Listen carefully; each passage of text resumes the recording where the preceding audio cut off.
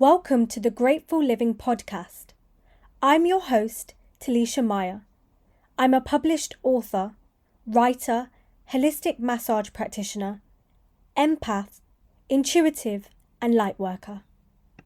Join us for this week's episode.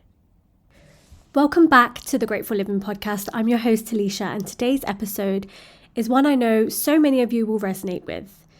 The body remembers. We often think of trauma as something that lives only in our memories or our emotions. But the truth is, trauma gets stored in the body.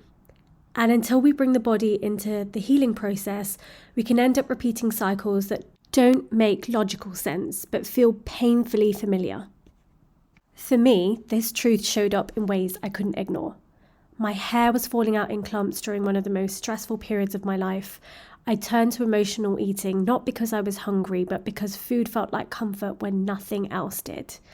I realized I was literally holding my breath in spaces where I felt unsafe, like my body was bracing for impact. I slept curled up in the fetal position, my body still protecting me long after the danger had passed.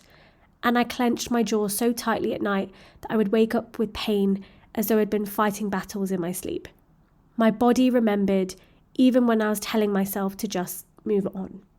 And here's the thing, trauma doesn't just show up physically, it also shows up energetically.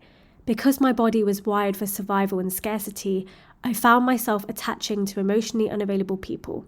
Why? Because they felt familiar.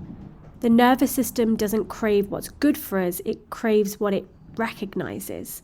The same wiring showed up in my relationship with money. My body remembered the feeling of scarcity, of never quite having enough, and no matter how much mindset work I did, I found myself cycling back into patterns of feast and famine. It wasn't that I was bad with money, it was that my nervous system was repeating what it knew. The reason this happens is simple but profound. Your nervous system doesn't tell time the way the brain does. It doesn't know the trauma is over unless we show it. That's why years later, you might still feel unsafe in safe relationships, overreact to small triggers, or sabotage the very opportunities you've been praying for. It's not because you're broken, it's because your body is still holding the old story.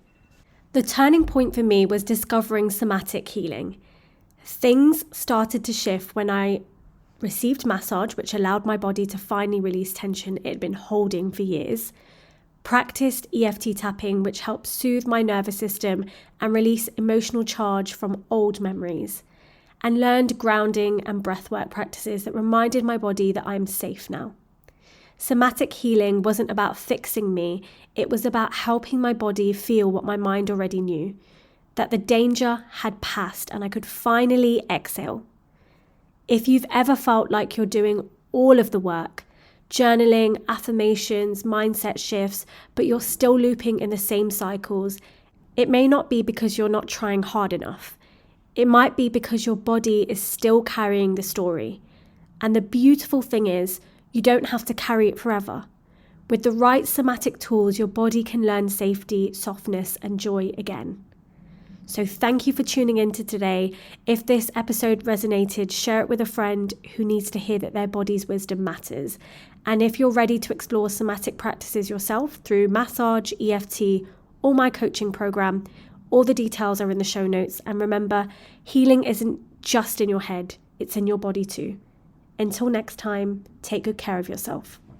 Thank you for listening to today's episode. Don't forget to follow us on Instagram at _grateful_living.